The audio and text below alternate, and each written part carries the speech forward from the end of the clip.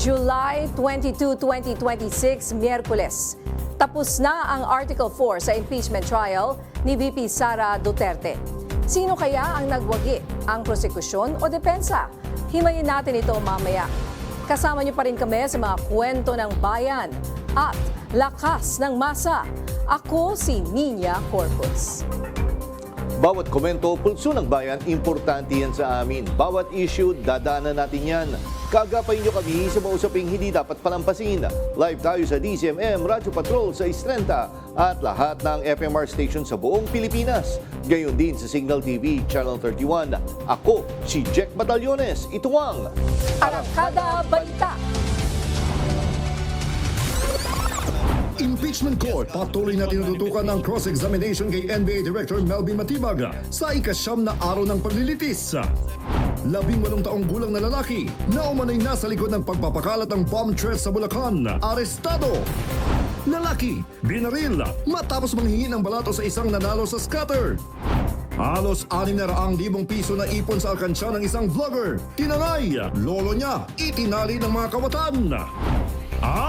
Pilipinas! Nakatagdang mag-host ng ikasampung Senior Aerobic Gymnastics Asian Championships sa susunod na buwan.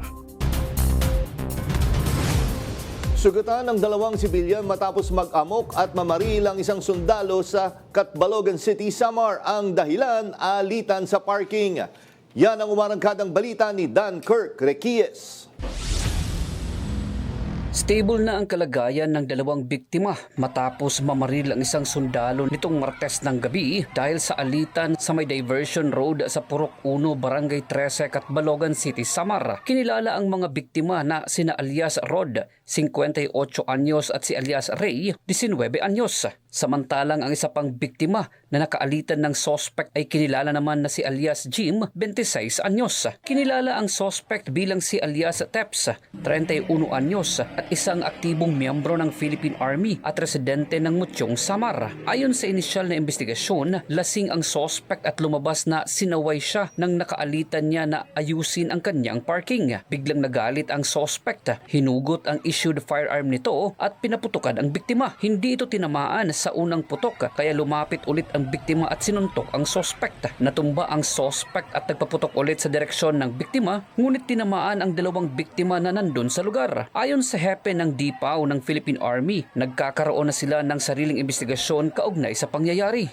Mayroon din po tayong internal investigation regarding nito sa incident para matukoy natin kung may pananagutan ng ating involved na sundalo at may pataw sa kanya kung ano man yung nararapat na kaparusahan. Sa ngayon ay nasa kustudiya na ng Catbalogan City Police Office ang suspect para sa dokumentasyon at tamang disposisyon. Mula sa Catbalogan City, ako si Dan Kirk Requies ng PRTV News, nagseserbisyo para sa Pilipino.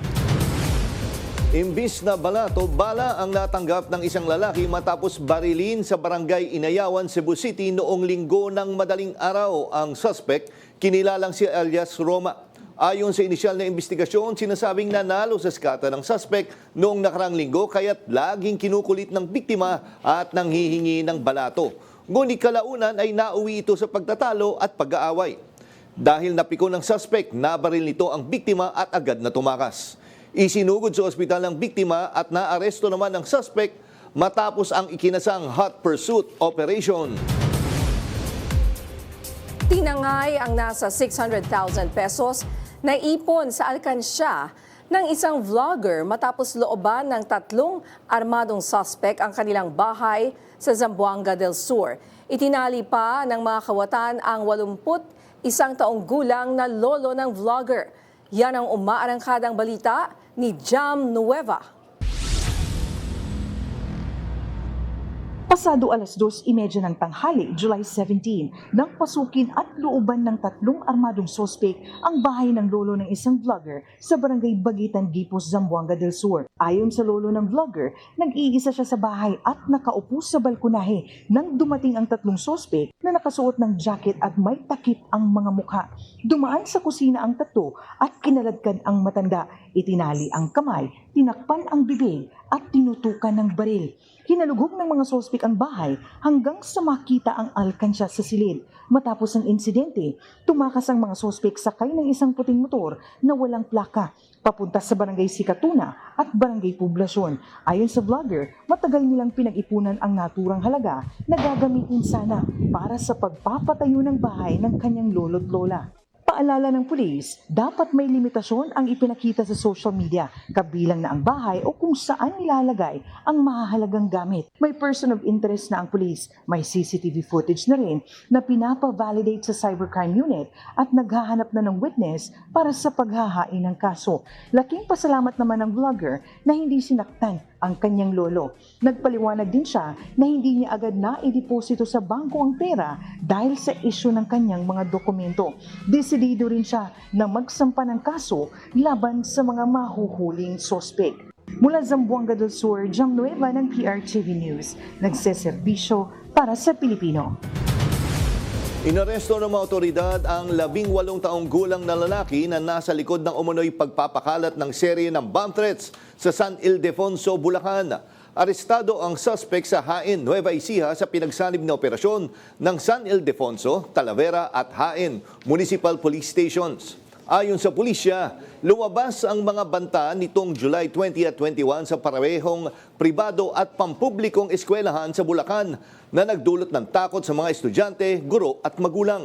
Na-recover din ang cellphone na pinaniniwala ang ginamit ng suspect sa pagpapakalat ng banta. Maharap ang suspect sa kasong paglabag sa Presidential Decree number 1727 o ang Anti-Bomb Joke Law at paglabag sa Cybercrime Prevention Act of 2012. Patay ang isang lalaking bumibili ng pagkain sa bayan ng Lala sa Lanao del Norte matapos barilin sa ulo ng di pa natutukoy na suspect. Nagbabalik si Jam Nueva. Patay ang isang 22 anyos na lalaki matapos pagbabarili ng hindi pa nakikilalang salarin habang bumibili ng pagkain sa isang burger outlet sa Purok Atitong Barangay Maranding, Lanao del Norte, gabi ng July 20. Sa inisyal na investigasyon, kasama ng biktima ang kanyang asawa nang lapitan siya ng isang suspect na nakasuot ng itim na bonnet at puting jacket. Bigla umano siyang binaril ng 2 beses sa ulo bago tumakas sakay ng isang motorsiklo. Agad na isunugod ang biktima sa Kapatagan Provincial Hospital, ngunit idineklarang dead on arrival. Ayon sa Chief of Police ng Lala Municipal Police Station, kasalukuyang nire-review ng mga investigador ang mga CCTV footage sa paligid ng pinangyarihan ng krimen upang matukoy ang pagkakakilanlan ng sospek at ang naging ruta ng pagtakas nito. Sinabi rin ng Chief of Police na isa sa mga anggulong sinusuri ng pulisya ay kung may kaugnayan ang pamamaril sa naulang naiulat na insidente ng umano'y pagdukot. Binabalidate po namin yung para mayroon po kaming angle na kung talagang may relation po ito sa abduction po. Pero yun ang tinitingnan po namin. Patuloy ang isinasagawang hot pursuit operation ng Lala Municipal Police Station habang ipinatupad ng Lanao del Norte Provincial Office ang Oplan Shield. Kabilang ang pinaigting na checkpoint operations, police visibility at intelligence monitoring upang mapabilis ang pagkilala at pag-aresto sa salarin. Nananawagan ng pulisya sa publiko na makipagtulungan sa investigasyon sa pamamagitan ng pagbibigay ng anumang impormasyong makatutulong sa paglutas ng kaso. Mula Lanao del Norte, Jam Nueva ng PRTV News. Nagseserbisyo para sa Pilipino. Nagkaharap na sina Pangulong Ferdinand Marcos Jr. at Chinese Ambassador to China si Jing Quan. Kasunod ito ng pamamalo ng baton ng China Coast Guard sa mga miyembro ng Philippine Navy na papunta sa BRP Sierra Madre sa Ayungin Shoal. Yan ang umarangkadang balita ni Christian Bascones. Matapos ang palitan ng pahayag ng Chinese Embassy at US State Department sa pamamagitan ng US Embassy dahil sa nangyaring komprontasyon ng mga tauhan ng Philippine Navy at China Coast Guard sa Ayungin Shoal, ipinatawag ni Pangulong Ferdinand Marcos Jr. si Chinese Ambassador Jing Quan sa Malacanang. Ayon sa palasyo, ipinahayag ng Pangulo ang posisyon ng Pilipinas sa insidenteng ito. Inilarawan ng Chinese envoy bilang constructive ang pag-uusap nila ni Pangulong Marcos. Ibig sabihin, maayos at hindi umantong sa bangayan ang pagpupulong nila. Hindi umano niya ito itinuturing na diplomatic protest mula sa Pilipinas. Kinumpirma rin ni Quan na ipinatawag din sa Beijing si Philippine Ambassador to China Jaime Flor Cruz bilang diplomatic protest ng China. Sabi ni Yusek Alexander Lopez, tagapagsalita ng National Maritime Council, dahil sa insidente, lalo pang pinalakas ng Pilipinas ang ugnayan sa mga kaalyadong bansa alinsunod sa international law. The strength should never be mistaken for weakness. Ang pagiging responsable ng ating mga sundalo ay hindi nangangulugan na isinusuko natin ang ating karapatan. Aniya, hindi isasantabi ang naturang karahasan at patuloy na ipaglalaban ng soberanya ng Pilipinas gamit ang diplomasya. We are not abandoning a human shoal or even a square inch of our maritime area. We are not abandoning the West Philippine Sea. No? Patuloy nating pangangalagaan ang ating sovereign rights at jurisdiction at gagawin natin ito bilang isang responsable bansa na naninindigan sa international law as a peaceful resolution of disputes. Nauna nang ipinahayag ng Pangulo ang patuloy na pagpapalakas ng pwersa ng AFP. We seek cooperation, but we will never compromise our sovereignty. We extend friendship to all, but we will never abandon our national dignity. Sa pag-upo ni bagong AFP Chief General Antonio Navarrete, muling ipinaalala ng Presidente ang kahalagahan ng pagtataguyod ng karapatan ng Pilipinas, kaakibat ang kinabukasan ng mga Pilipino. Ako si Christian Bascones ng PRTV News, nagseserbisyo para sa Pilipino.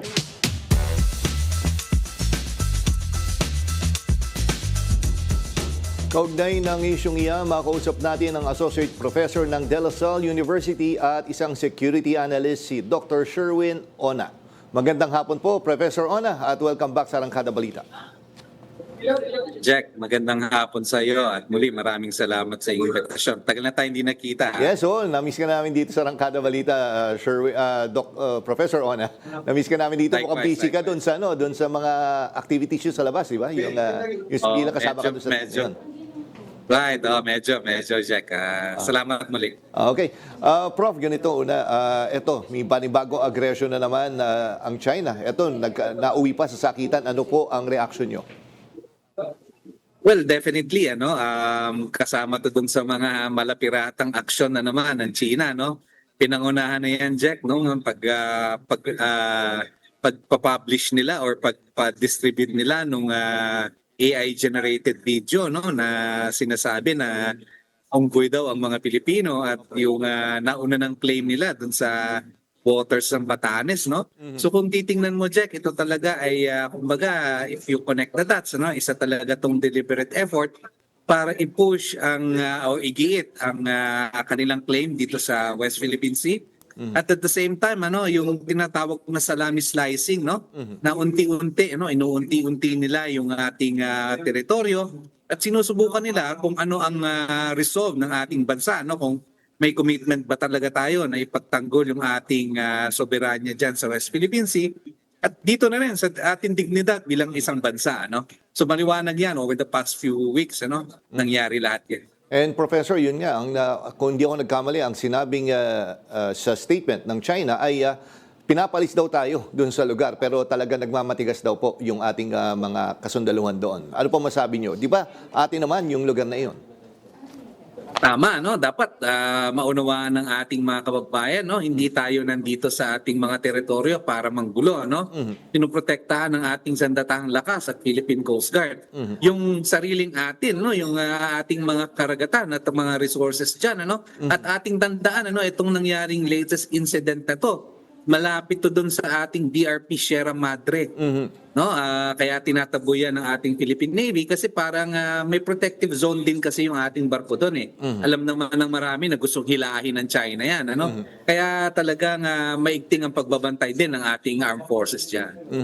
And Professor Ona, medyo nakakadismaya lang pag tumingin ka sa social media ay may mga makikita ang komento doon na mga Pilipino naman pero tila sumusuporta sa mga naratibo ng China. Ano mo masasabi mo dito? Ito ba yung mga trolls na sinasabing ginagamit ngayon ng bansang China? Oh, definitely. I agree with you dyan, Jack. Dahil nga alam naman natin yung mga iba dyan, karamihan dyan, mga bots, at saka mga AI-generated content. Nakita natin yan last week, nung gumawa ng monkey video, AI-generated yan. Alam kasi nila na madaling spread yan sa social media at madaling makakuha ng traction. Kaya ginagamit talaga itong ganitong mga pamamaraan upang i-push yung kanilang disinformation agenda especially dito sa social media. No? Kaya kailangan maingat din yung ating mga kababayan at hindi natin alam talaga kung sino-sino yung mga tao nagsasabi niyan. Ano? Maaring yan ay, sabi ko nga kanina, mga hindi naman talaga totoong tao. Oo, dahil pag binasa mo yung kanilang mga statement, yung talagang walang compassion sa ating mga kababayan. Pag iinisin mo talaga, una, Pilipino ba talaga ito? O una-una, kung tao ba talaga yung nagbibigay ng komentong iyan? Alam na this, Jack, ano? Yung iba dyan, of course, mga bayaran, ano? Kasi may presyo yan. Bawat sentence, no? May presyo yan. Pangalawa, yun nga, yung mga bot-generated or AI-generated content, no? Na madali nila talagang napoproduce at madali ding na-distribute. And Professor Ona, I don't know kung pwede ko mag-comment dito, no? Pero ito nga, pinag-uusapan natin yun, paano na-penetrate na rin itong social media natin, no, para doon sa kanilang narrative. Kasi marami nga napapansin na pero medyo naging aggressive sila with regard sa algorithm. Kunyari, may negative naman yung naging reaction mo sa isang post, pero kahit na naging negative doon, ay yung pa rin yung mapupunta sa newsfeed mo. May alam mo ka ba dito, sir, kung gano'n sila ka-aggressive na pagdating sa social media? Yeah, malaki ang investment ng China, no? Lalong-lalo na sa social media at lalong-lalo na dun sa mga AI-generated content. No, alam naman natin sa open source, no, na billion-billion ang binubuo silang resources para mapagbuti yung kanilang AI search engines at content development, no? So talagang ano yan, no? Talagang kumbaga priority nila yan, no? Dahil alam din nila na maraming Pilipino ang nasa social media, no? At kaya ito ay isang battleground, ano? Dapat maunawaan ng ating mga kababayan yan. Ito isang battleground ngayon at nag-i-invest ang gusto ang China para nga tayo ay maunahan dito sa battleground na ito. And yun nga, Professor Ona, no? Kaya marami yung naglalagay ng, kumbaga hindi naman mali siya, pero parang gano'n na nga, na may mga influencers na Pinoy na pinapapunta ng China. At siyempre, yung sinasabi nga na posibleng baka may tinuturuan sila doon or kung ano man yung kanilang agenda sa pagpunta sa bansang China. Alam mo, sa ating pagkakaalam, ano, at sa akin din pakikipag-usap sa iba't ibang mga academics at mga foreign partners, no? Ito yung isang pamamaraan nila para nga makapagkalat ng impluensya dito sa ating bansa, no? Una muna, ikaw ikakausapin, ikaw i-opera ng konting pera, at kung ikaw ay kanilang matipuhan, iimbitahin ka nila sa Hainan, no? Diyan daw lahat nangyayaring transaksyon at diyan nga nila ginagawa yung training, ano? Ngayon, doon sa ating mga kababayan, alam na natin yung playbook, no? Tinawag na nga tayong unggoy, ano? Dinihumanize tayo at yung magamit na ng racist content, no? Parang mga Nazi to nung araw, Jack, ano? Kung yung matatandaan, ano? Ginamit nila sa mga Hudyo at saka sa mga Slavs, ano? Tinawag din nilang mga peste to at saka mga parasite, ano? Ganon din ang ginagawa sa ating itong bansang ito. Kaya kailangan lalo tayong manindigan sa ating mga karapatan at tayo rin, no, alamin din natin kung ano yung mga content na binabasa natin, no? Kasi hindi naman tayo kailangan makapagdigma, no? Ang bagong digmaan ngayon ay nasa social media na, ay nasa internet na. And yun nga, Professor Ona, actually napansin ko yung medyo naging aggressive nga yung campaign ng China mula nung nagkaroon tayo nung sinelebrate natin yung anniversary ng ating pagkapanalo sa arbitral ruling. Yun nga lang, unfortunately, yung isa na sa naging witness, yung marine biologist, si Carpenter, ay kung hindi ako nagkamali, pinas lang siya sa araw mismo ng anniversary. Then nagkaroon na nga ng mga AI-generated video. Bukod nga dyan sa unggoy, meron pa sila nilabas yung parang tayo naman, yung crab naman, yung ating naging character doon. Napanood niyo po ba yun? Oo, pero ito na nga yung ano no, pumupunta na tayo dun sa racist, no, at saka yung dehumanizing content, ano. Alam mo, sa isang banda titingnan natin, siguro pwede nating silipin to na frustrated talaga ang China, no, dahil maski na anong lakas na gamitin nila dito sa South China Sea, no, bombahin nila tayo, sagasaan nila yung mga barko at mangingisda natin. Dumadami yung ating mga kaalyado, Jack, ano? Kiniklaim ng China na hindi daw enforceable yung PCA 2016 ruling, pero ang dami nating mga kaalyado na nagsumasali sa mga joint maritime patrols, ano? So kumbaga, maski tayo ay isang maliit na bansa, ano? Meron tayong tinatawag na strategic agency, ano? Para lumaban o para sagutin itong lakas ng China na hinaharap sa atin. And huling tanong lang po, Professor Ona, although lagi naman namin sa inyo tinatanong, ano pa ba yung mga, ano kaya yung mga pwede natin gawin para, kumbaga, ma-assert natin yung ating, kumbaga, yung presence natin doon, yung karapatan natin doon sa lugar nang hindi naman magiging magre-resort sa violence? Tuloy-tuloy dapat ang ating presensya dyan. Pagtsatsagaan talaga yan ng ating Philippine Coast Guard at ng Armed Forces of the Philippines. Isama mo na ang Philippine National Police. Kailangan talaga dito whole of government, no? Dito naman sa Caloocan, Jack, no? Kailangan talaga ang isang whole of society approach dito, no? Hindi lang hindi lang laban to ng gobyerno, no? Kailangan ma-mobilize din yung mga critical sectors, no? Civil society, private sector, kasama na rin dyan yung iba nating mga kaalyado sa international arena, no? Para mag-present ng isang solid na background. No? Patuloy natin yung diplomatic approach, pero palakasin din natin yung ating mga kakayahan, palakasin din natin yung ating kaalaman. Okay, sige. Nako, maraming salamat po, Professor Ona, sa oras na binigay niyo dito sa Arangkada Balita. And I'll see you soon, Professor Ona. Salamat, Jack, at mabuhay kayo. House of Representatives handa na sa State of the Nation address ng Pangulo sa July 27. Marami pang maiinit na balita sa pagbabalik ng Arangkada Balita.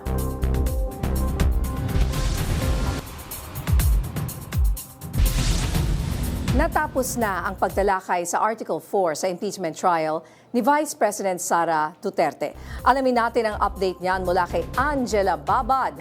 Live, Angela.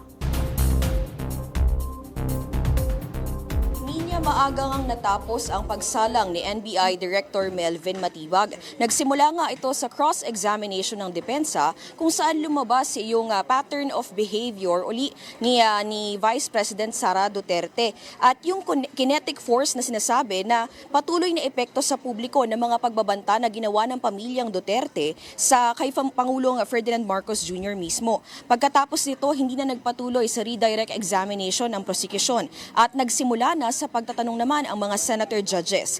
Isa sa mga nagtanong ay si Senator Robin Padilla na ipinunto ang kredibilidad ng Las Cañas affidavit. Pero sagot ni Luistro, ang affidavit ni Las Cañas ay bahagi lamang ng pagpapatunay ng pattern of behavior ng bise. Natapos ang usapin ng magkaroon ng manifestation si Senator Raffy Tulfo na dapat ay mahigpit na i-implement ng impeachment court ang pagbibigay ng 2 minuto sa mga senator judges para magtanong. Isa rin sa mga naging paksa ng sagot ni Matibag sa mga senator judges ay ang pag-iit na may ibang requirement para sa impeachment at ito ay doon nga sa sinasabing hindi kailangan ipresenta ang aktual na taong kinontrata ng bise para gawin ang nasabing banta. Ang mahalagaan niya ay ang mismong admission o pagbanggit ng vice-presidente na may nakausap ito. Bagamat sa mga oras na ito ay wala pa anyang tukoy na taong kinontrata ang bise, ay meron na silang listahan ng persons of interest at kabilang na dito ang ilang miyembro ng Vice Presidential Security Group. Samantala niya sa July 29, Wednesday na muli magpapatuloy ang paglilitis mula 10 a.m. hanggang 3 p.m. Ito nga ay para bigyang daan na rin yung pagsisimula ng legislative session naman ng 4 p.m.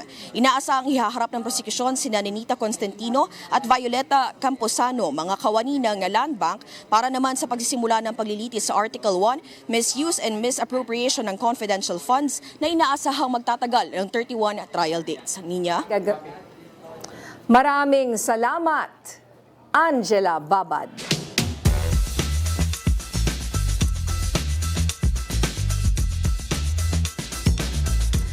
At para himayin ang lalo pang umiinit na tagpo sa impeachment ni Vice President Sara Duterte, makakapanayan po natin ang Associate Professor at Dean ng UP College of Law, si Dean Gwen Grecia de Vera. Magandang gabi po, Dean de Vera.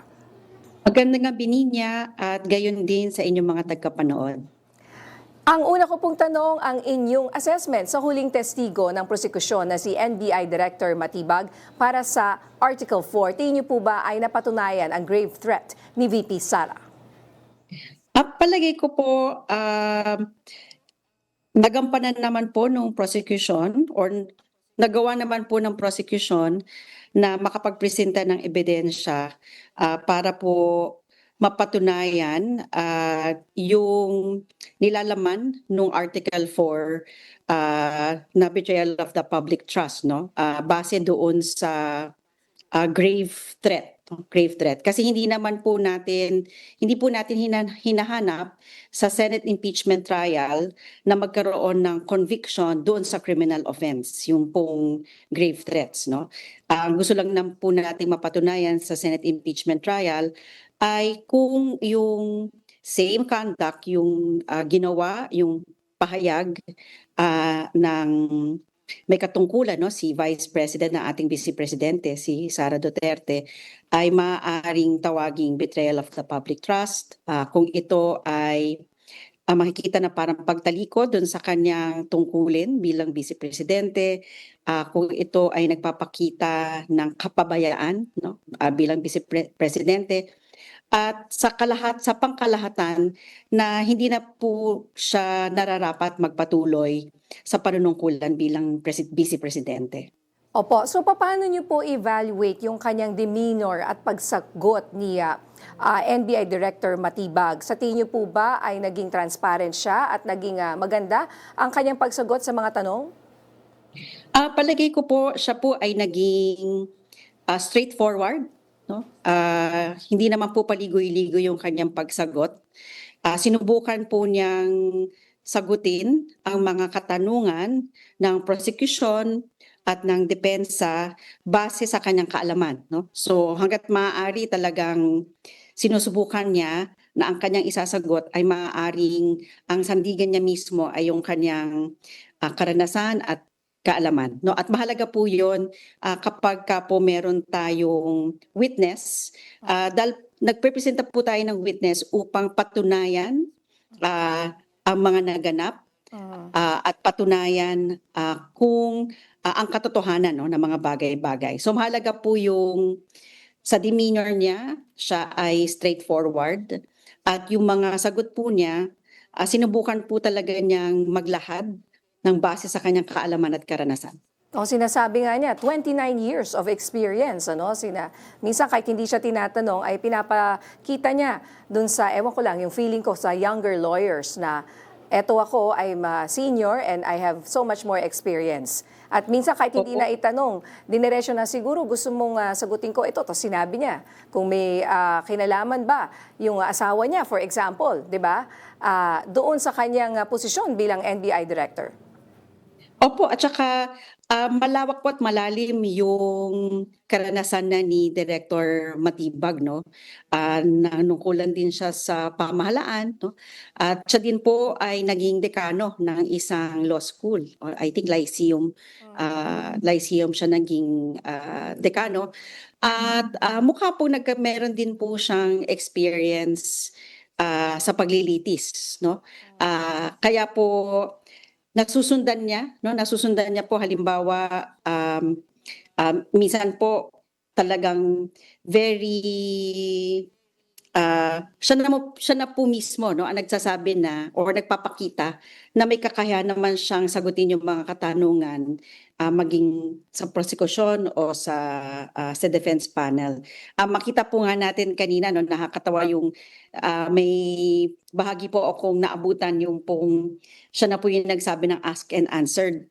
At sabi nga po ni presiding officer natin, si Senator Chis Escudero, inunahan na siya sa pagbibigay ng ruling, pero nagpasalamat din siya dahil nga parang nakatulong ng konti na nanggaling na mismo yon, no, na nasagot naman na niya yung katanungan na yon. Opo. At ano po ang masasabi ninyo sa planong paggiba ng depensa sa testimonya ni Las Cañas sa grave threats article? Dahil po yun nga po yung nabanggit ko kanina, no, naging straightforward naman po siya. Sinubukan po ni Director Matibag na maging maayos yung kanyang pagsagot at paglalahad ng impormasyon, at sinusubukan din po niyang sabihin kung ano yung basihan ng kanyang mga sagot, whether po yun yung record, no? Sabi niya, yan, base yan sa record or sa kaalaman niya o sa karanasan niya. Madalas po kasi kapag gano'n ang ating witness, no, mahirap po talaga yung magiging trabaho ng depensa, no? Kasi sa depensa po, sa cross-examination, dalawa lang po ang talagang dapat gawin, no? Yung isa pong sinasabi natin doon ay kung merong factual assertion na ginawa yung testigo na madaling pwedeng maipakita na hindi naman pala totoo, no? At yung pangalawa po doon ay kung yung mga sinaad o sinabi ng testigo, hindi po talaga natin kayang butasin. Ang susubukan naman po natin ay I-discredit. magbigay no, ng puwang na sabihin natin na dapat hindi natin pagkatiwalaan yung testigo. So we will tinatawag din po doon impeaching the witness, no. Sasabihin niyo hindi siya credible na witness. Yung po talaga yung dalawa noon, no.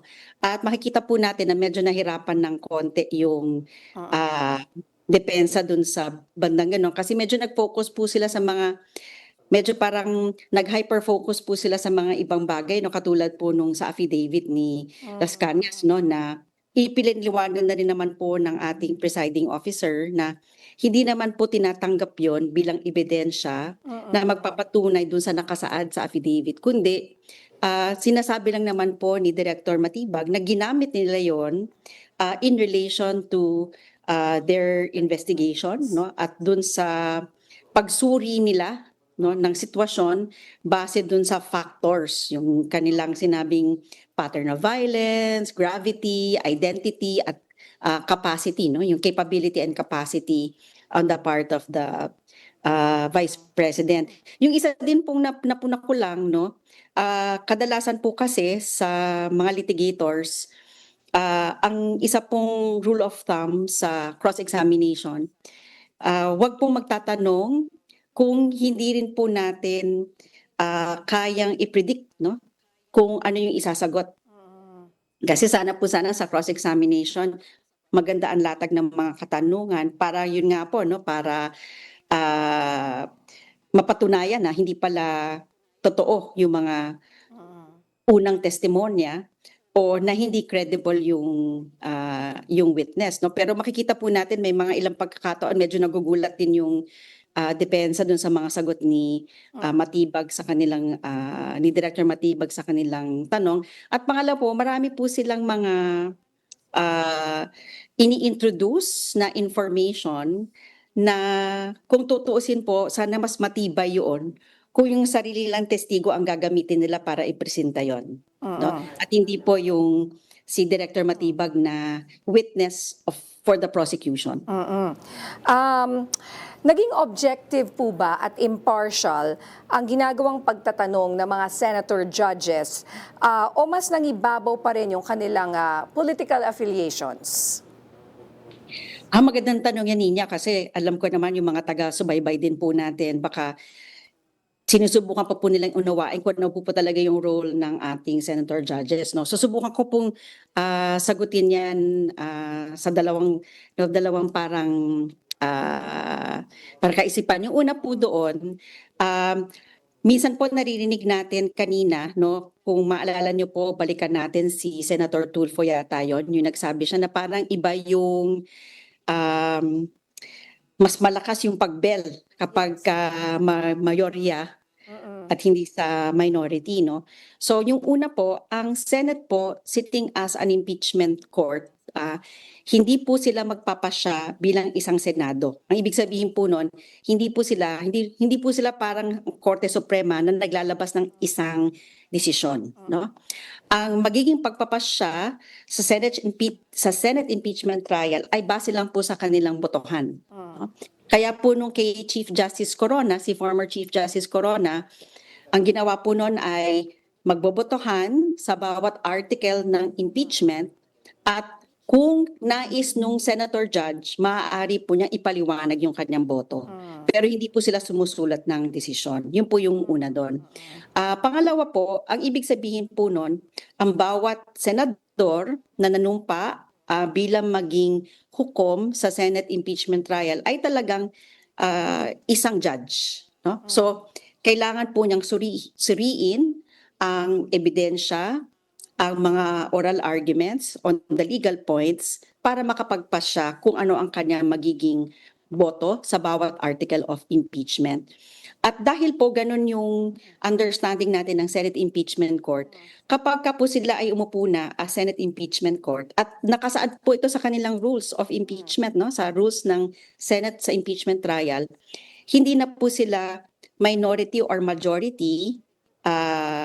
Kahit po sabihin pa nating ang impeachment proceedings ay sabi po kasi ng Korte Suprema prosesong panlegal, prosesong politikal, at prosesong kakaiba, no? May sui generis siya, at prosesong naayon sa saligang batas. Kahit po sabihin pa natin lahat yon, kahit po may political aspect yan, meaning to say, ang bawat senator judge, maaari pong may mga factors that will inform their decision na hindi natin makikita, at baka political yon para sa kanila, no? Pero bilang senator judges, hindi na po sila majority or minority. At yung last point po doon, nakasaad po kasi sa kanilang rules, no, na dapat po sana bilang mga huwes, no, mga huwes at bilang impeachment court, dapat po sana ang bawat senador ay impartial, no. At tatanggapin nila ang mga diskusyon, ang ebidensya, at ang legal exchange ng legal arguments with that impartiality. Alright, so sa pagdasal po natin na ganun nga, sana ang makita ng taong bayan sa mga susunod na araw at linggo habang ginaganap itong impeachment trial. Maraming salamat po sa panahon po nila, Dean Gwen Gracia de Vera ng UP College of Law. Magandang gabi po. Magandang gabi po, maraming salamat at sana po nakatulong itong maigising diskusyon natin. Opo. Handa na ang House of Representatives para sa SONA ng Pangulo sa July 27. Nanindigan naman ang mga mambabatas na hindi maaapektuhan ng impeachment trial ang kanilang trabaho bilang mga kongresista. Yan ang umaarangkadang balita ni Mari Ocampo. Kasado na ang Kamara para sa ikalimang State of the Nation address ni Pangulong Ferdinand R. Marcos Jr. sa Lunes. Pinangunahan ni House Speaker Bogie D. at ilang House officials ang huling run-through at inspection ng plenary hall ngayong Martes. Ayon kay D., nagkaisa ang Kamara at Office of the President na panatilihing simple yet dignified ang SONA ngayong taon. Kasama sa paghahanda sa July 27 SONA ang pag-improve ng House Complex, pati ang reconstruction sa second at third floor ng main building, hallways at ang bagong alfresco lounges para sa mga miyembro at guest. Nasa 30 medical personnel mula sa House Medical and Dental Service at mga karatig ospital sa Metro Manila ang ide-deploy sa susunod na linggo. Ilang kongresista naman ang nagpahayag ng kanilang wish list sa inaabangang SONA ng Pangulo. Yung gusto ko yung numbers na like yung accomplishments by the numbers. Yung mga short-term plan po na very crucial for the next 2 years. Yun ang talagang tinitignan ko. At syempre yung sektor po ng agrikultura, saka turismo, saka health, saka education. Tumataas ulit yung presyo ng gasolina. Hopefully oil deregulation is part of the conversation. Hopefully maisama sa LEDAC yung MC taxi bill po namin. Kasabay ng napipintong pagbabalik sesyon ng Kongreso, siniguro ng mga mambabatas na hindi tatamaan ng impeachment trial ang kanilang tungkulin sa publiko. Patuloy pa rin naman po yung trabaho ng mga prosecutors as congressmen, and I see it would be the same naman po even with session resuming. Mas nahirapan kaming actually ngayong break kasi medyo mas nabawasan yung tempo namin sa distrito. Siguro makikita natin na medyo mag-overtime po ang House of Representatives lalo pag nag-start na po yung session. Matapos ang SONA sa July 27, ipagpapatuloy ang impeachment trial ni Vice President Sara Duterte ng July 29 na nakatakdang magsimula ng alas 10 ng umaga hanggang alas 3 ng hapon. Ako, si Mari Ocampo ng PRTV News, nagseserbisyo para sa Pilipino. Ipinagpatuloy ang pagtutok sa cross-examination ng depensa kay NBI Director Melvin Matibag ngayong ika-9 na araw ng impeachment trial ni Vice President Sara Duterte. Live mula sa Senado, may umarangkadang balita si JM Pineda. JM. Yes, Jack, kung sa kabuuan nga ay halos umabot ng 5 oras at 4 na oras itong cross-examination na ginawa ng depensa dito kay NBI Director Attorney Melvin Matibag. Siya yung huling witness ng prosecution para dito sa Article 4 ng impeachment. At ngayon nga ay isa sa mga pinunto niya ay yung patungkol dito sa personal knowledge ng NBI Director. Unang ipinunto ng depensa sa kanilang cross-examine kahapon kay NBI Director Attorney Melvin Matibag ang direktang kaalaman nito sa unang investigasyon ng National Bureau of Investigation sa ginawang pagbabanta ni Vice President Sara Duterte sa isang online press conference noong 2024. Kinalkal ng kampo ng Vice Presidente ang mga sabina at ipinakita isa-isa kung alam ba at personal na pinirmahan ni Attorney Matibag ang mga sabina. Question rin ni Attorney Mark Vinluan kung kasama ba si Matibag sa mga nag-interview sa mga naipasabina ng NBI. Pero sagot ng direktor, hindi pa siya ang nakaupo bilang pinuno ng NBI sa unang investigasyon ng ahensya, kaya sa records niya lang ito nakita. Giit ng depensa, kung pagbabatayan ng rules of evidence, pwedeng maikonsidera na hearsay lang ang mga sinabi ni Attorney Matibag dahil wala siyang personal knowledge sa investigasyon. Ang sinasabi natin is pagdating dun sa unang investigation na wala siyang personal knowledge, yun po ay tinatawag nating hearsay. No? So ibig sabihin, wala kang personal na kaalaman kasi hindi ka na-involved doon sa investigasyon na yun. Yun lang naman po yung sinasabi natin. Muli ring ipinapanood kahapon ng depensa ang video ng online press conference ni VP Sara. Dito ay tinanong kung nahalungkat rin ba ng NBI ang iba pang sinabi ng Vice Presidente bago ito magbanta tulad ng korupsyon sa bansa. Sabi ni Matibag, kung dumating sa kanilang bureau, iimbestigahan nila ito. Samantala, itinuloy ngayong araw ng depensa ang kanilang cross-examination. Binato agad ni Attorney Vinluan kung alam ba ng NBI na may banta rin sa buhay ng pangalawang Pangulo. So this is information regarding the threats to the life of VP Sara, is it not?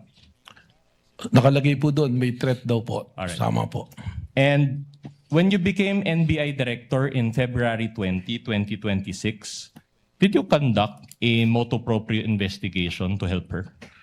I was informed by the investigating officers that it was considered the threat that was mentioned to the Vice President. In fact, personalities were subpoenaed, including the Vice President, 2 times in order to aid the National Bureau of Investigation in this investigation. However, to no avail, there was no attendance from the personalities that was invited. So any information? Nabusisi rin kung mayroon bang ongoing investigation ng NBI sa banta sa pangalawang Pangulo. Ayon kay Matibag, magkaiba daw ang sitwasyon. Naitanong din ng depensa kung taken out of context o mali ang pagkakaintindi ni Matibag sa mga sinabi ni VP Sara sa mga video. Pero paliwanag ng direktor, hindi nila kayang baliwalain ang mga ganitong pahayag ng banta. Hinalungkat naman nila ang dokumento ng pahayag ni Arturo Las Cañas at sinabing baka raw online search lang ang ginawa ng NBI sa investigasyon. Umalma si Matibag dyan at sinabing may proseso ang kanilang open source investigation. For the DOJ. Ask and answer, Your Honor.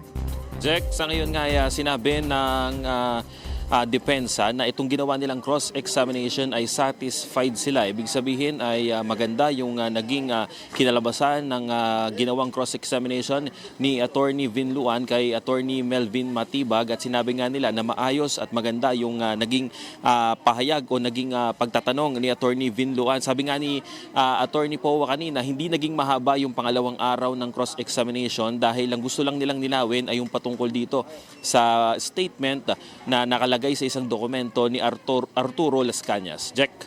Maraming salamat, JM Pineda. Umarangkada muli ang benteng bigas, meron na program sa Tacloban City. Yan ang umarangkadang balita ni Sylvia Abadingo. Formal nang inilunsad ngayong umaga sa Barangay Apitong, Tacloban City. Ang programang Benteng Bigas meron na ng administrasyon ni Pangulong Ferdinand Marcos Jr. Layo ng programa na makapagbigay ng mas abot kayang bigas sa mga pamilyang nangangailangan sa pamamagitan ng pagtutulungan ng iba't ibang ahensya ng pamahalaan. Pinangunahan ito ng NFA, DA, DILG, mga lokal na pamahalaan at iba pang ahensya. Sa unang araw ng rollout, umabot sa 500 sako ng bigas ang inilaan para sa mga residente ng barangay at karatig na lugar gaya ng Utap at Abukay. Ayon kay Tacloban City Agriculturist Ronilo Anade, isa ang Tacloban sa mga lungsod na nabigyan ng malaking alokasyon ng bigas. So, habugos nga probinsya, habugos nga reyon. So, Tacloban City may pinakadako nga allocation. Tacloban City may pinakadamo nga napalit naton. This is coming from the local fund ng City Government of Tacloban. Upang mas maraming pamilya ang mabigyan ng pagkakataong makabili, limitado lamang sa 10 kilo ng bigas kada individual ang maaaring bilhin sa bawat rollout. Malaking tulong ito para sa mga pamilyang patuloy na humaharap sa mataas na presyo ng mga pangunahing bilihin. Nakakuan kami nga tag 20 kilo nga bugas, kay mamahal ang bugas yan na tag 60 kilo. Okay, sana pero namin permanada. Nakatakda ring ilunsad ang benteng bigas sa Biyernes sa Barangay 88 San Jose upang mas marami pang Taclobanon ang magkaroon ng akses sa dekalidad at mas murang bigas. Mula dito sa Tacloban City, Sylvia Abadingo para sa PRTV News, nagseserbisyo para sa Pilipino. Naglunsad ng 2 araw na tigil pasada ang jeepney drivers na kasapi ng Grupong Manibela bilang protesta sa pagtaas ng presyo ng produktong petrolyo. Yan ang umaarangkadang balita ni Justin Ignacio. Muling nagkasa ng 2 araw na tigil pasada ang Transport Group ng Manibela ngayong araw ng Miyerkules, July 22. Hakbang nila ito upang maipakita ang kanilang pagtutol sa muling pagsipa ng presyo ng produktong petrolyo. Kaya namin ito sinasagawa ngayon para maiparating sa kanya, sa ating mahal na Pangulo, kung ano na ba ang solusyon na naiisip nila para maibsan yung napakahirap at napakabigat na pagtaas ng presyo ng mga produktong petrolyo. Ayon kay Manibela Chairman Mar Valbuena, hindi na sapat para sa pang-araw-araw na pangangailangan ang kinikita ng mga tsuper. Kaya hirit din nila ang 2 piso na taas pasahe. Titignan natin doon sa losses ng ating mga kasama simula nung sumiklab yung imaan at nagtatupad sila ng taas ng presyo. Ang laki pa nung hinahabol ng ating mga tsuper na kita. Bukod pa dito sa kinakaharap na walang habas na pagtaas ng mga produktong. Pinuntahan din ni Atty. Vigor Mendoza, LTFRB Chairman, ang transport strike ng Manibela sa Philcoa kanina. Sa panayam ng DZMM Radyo Patrol sa 6:30 kanina, sinabi ni Mendoza na mas maganda pa ang epekto ng fuel discount na binibigay ng pamahalaan sa kanila kaysa sa dagdag pasahe.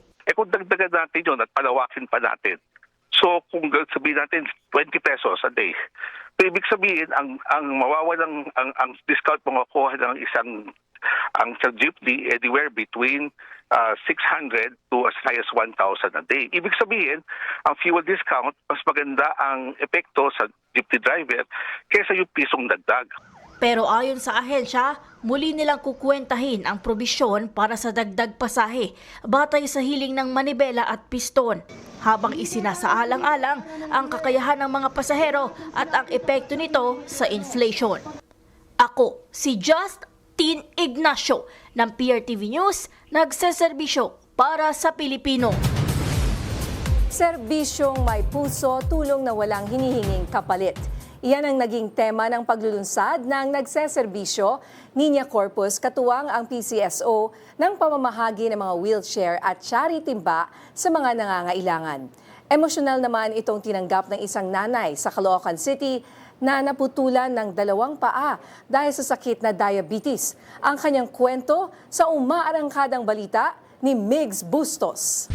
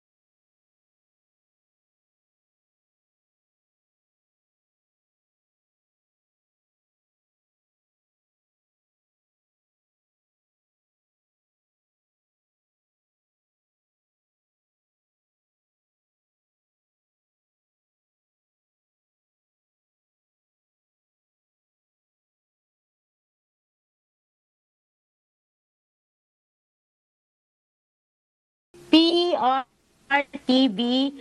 At siyempre, gusto ko rin po magpasalamat sa taong nagbigay at nag-ano sa akin na makapag-chat ako sa inyo, kay Jennifer Lacanya. Thank you so much. Patunay ang kwento ni Nanay Jack na sa kabila ng kapansanan at mga pagsubok sa buhay, nananatiling matatag ang isang taong may determinasyong bumangon at ipagpatuloy ang laban para sa pamilya, anumang hamon ang kinakaharap.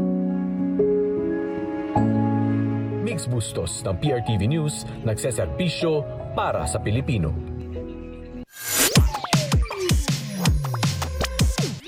Heto na nga ang latest ng marangkadang showbiz balita. Kinamusta natin ang experience ni Barbie Imperial sa paggawa ng proyektong Blood vs. Duty with her real-life boyfriend na si Richard Gutierrez. At may update nga tayo sa pinapagawang bahay ng aktres.